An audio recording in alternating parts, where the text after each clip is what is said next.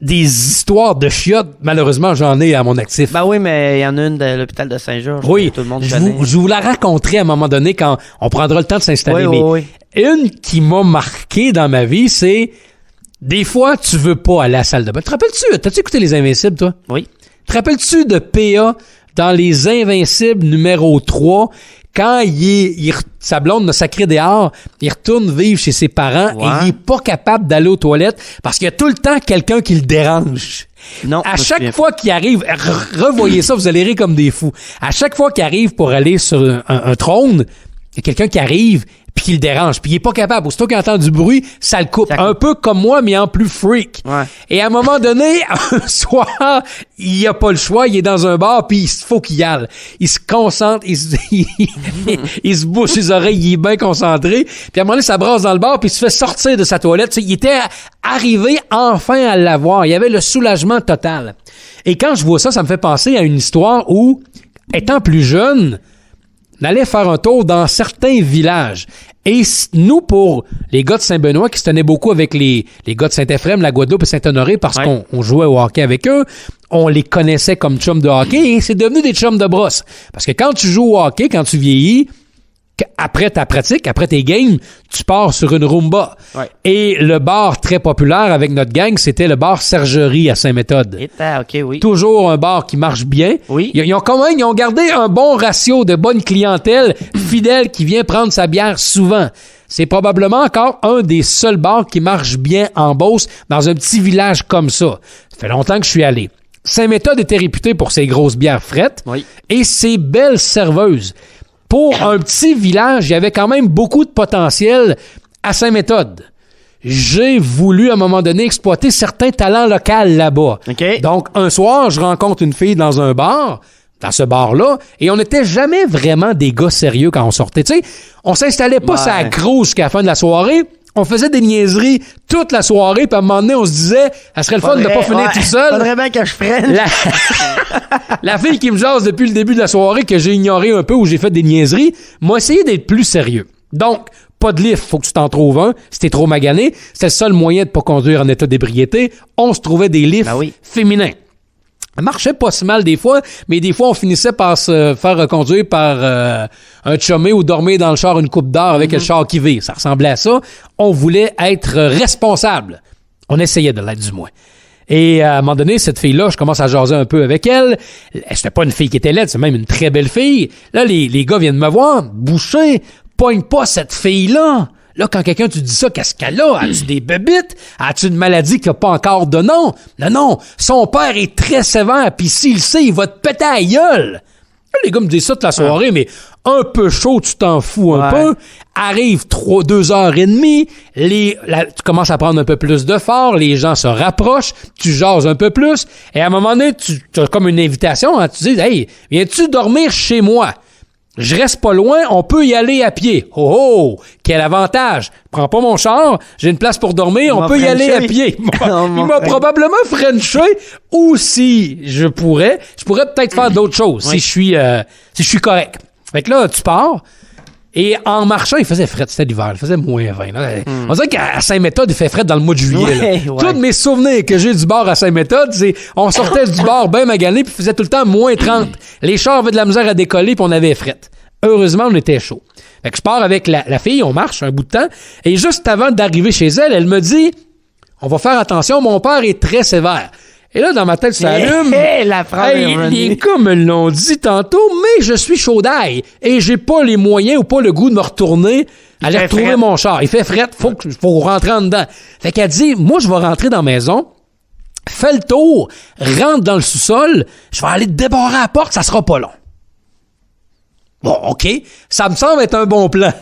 Je réfléchis pas beaucoup, je pars en arrière et je pars par le côté où ça n'a pas été déblayé pantoute. Fait que j'avais pas des bottes, là, des petits souliers de jeune homme qui sort, avec marche dans la neige, mouille les bas, arrive sur le bord de la descente de cave, il y a de la glace, manque 3 marches, arrive dans la porte, essaie de la débarrer, elle est pas là, je l'entends entrer, débarre la porte, et là, elle me fait signe, chut, mon père est en haut, fais pas de bruit, il est réveillé.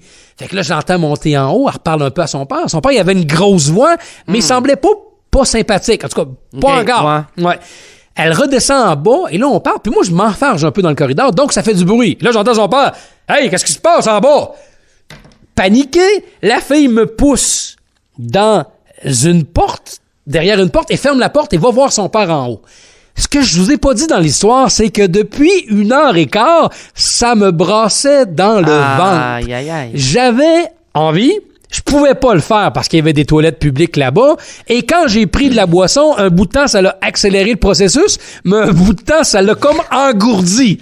Donc, la demi-heure où elle m'a invité à aller chez elle, j'étais comme engourdi, donc je ne sentais plus ce besoin-là. Le froid et tout, ça doit avoir aidé. Ça fait jamais. Oui, ça fait jamais. Ça a fixé tout. Donc, les nerfs ont arrêté. On va appeler ça de même. Et là, quand elle m'a poussé dans l'endroit en question, la porte barrée, je me suis rendu compte. Je me suis rendu compte que c'était une toilette. Cool. C'était dans la salle de... Et ça donne bien. Et là, je me mets à dire, wow, ça dégèle quelque chose. Là, j'ai mal au ventre. Puis pour vrai, elle parle à son père, puis c'est long en haut. Puis je dis, colique. Je peux pas... Attends, juste parenthèse, tu peux pas essayer de faire des choses quand t'as une petite envie de... Non. Parce que des fois, il y a un petit pic qui va sortir, tu sais. C'est toi, non. Le chien, non, j'ai pas de chien. Oh, pas de défaite, fait que ça va mal. Fait que là, je regarde ça, la tentation est là, je me dis, j'ai-tu le temps? Je le fais-tu? Hey, j'ai pas le choix.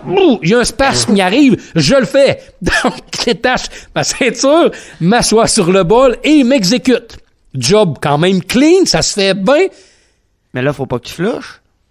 J'arrive. Le flusher, c'est pas si pire. Ouais, mais flush, le père savait-tu que t'étais en bas? Une flush de toilette, j'y pense pas. Je pense pas au bruit. Moi, je pense à flusher parce que, tu sais, oui, il y a une odeur. Je veux pas qu'elle rentre, qu'elle ouvre la porte puis qu'elle me dise « Qu'est-ce que tu fais? Tu plantes pas des roses. » Fait que là, je suis assis là. J'essaie de flusher. Oh, la cloche et l'idiot. Premier coup, ça marche pas. Probablement mal fait, je vais me réessayer, je suis peut-être chaud, j'ai passé à côté. Hey, ça sonne le lousse. Fait que je m'essuie, je fais toutes les affaires, je lève le couvercle puis j'essaie de réactiver, mais je pense qu'il manque un morceau. Tu sais, la flotte, là, le genre de ballon qui est là, ouais. Il est pas là. Il semble pas avoir le bout entre les deux qui fait que ta floche monte et descend. Ouais. Donc, je me dis, t'as peu, ça marchera pas, là. Là, je suis mal. Et j'ai quand même laissé un beau cadeau dans le trône du roi. C'est bon, il n'y a rien qui se passe, ça part pas.